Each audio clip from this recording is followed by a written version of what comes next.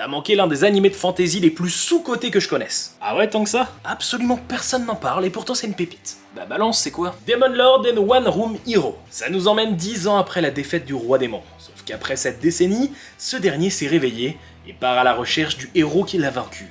Wow, attends, et il fait pitié ton roi démon là? Bah oui, puisque normalement il aurait fallu 100 voire 200 ans pour récupérer et obtenir sa forme finale, dans sa pleine puissance. Sauf que bah là il y a que 10 ans qui sont passés, donc ouais, il est tout petit.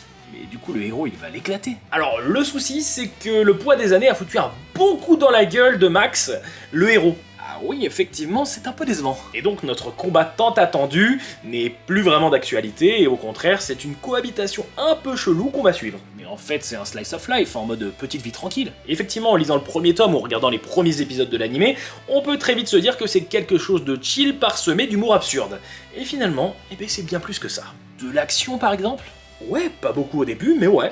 J'ai évidemment trop envie de t'en dire plus, mais ça se savoure et ça se découvre. On va nous parler des anciens camarades de Max, de sa réhabilitation grâce au roi démon, et on découvre l'évolution de relations. Alors, en quoi?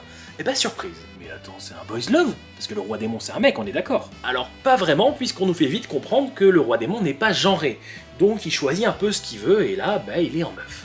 Ok, j'ai l'impression que ça part un peu en couille, j'ai du mal à envisager la suite. C'est pour ça que je pense que le début est difficile à prendre en main. Le synopsis part en couille, les dessins sont aléatoires mais étrangement addictifs, et l'humour est beauf, absurde et parsemé d'un peu de fanservice. Bref, c'est pas une œuvre facile à vendre au premier abord. Alors tu me donnes pas trop envie là. Et pourtant, crois-moi, la suite est un régal. On est sur un manga terminé en 11 tomes au Japon, donc déjà, le rythme est bon. Il n'y a pas trop de personnages et ils évoluent vite et de façon cohérente. L'écriture des dialogues sort du lot et le fait qu'on nous balance sans arrêt de l'absurde rend les scènes sérieuses beaucoup plus impactantes.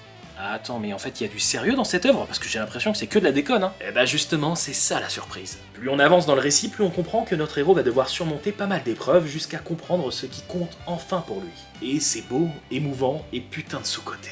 Mais du coup, faut faire quoi? Lire le manga? Regarder l'animé? Perso, j'ai lu les 8 tomes qu'on a en France pour le moment, qui vont bien plus loin que la seule saison qu'on a en animé. Alors j'ai tout de même vu un épisode de l'animé, et je trouve la réalisation plutôt propre. Et vu que cette dernière n'adapte que 4 tomes en 12 épisodes, on a même quelques scènes exclusives qui font bien plaisir. Mais honnêtement, je conseille un manga, parce que plus on avance, plus c'est du lourd, et l'animé, je sais pas s'il va y avoir une seconde saison, alors que le manga, il est terminé en 11 tomes, et j'ai juste qu'une envie, c'est le terminer, parce que je sens que la fin va être délicieuse.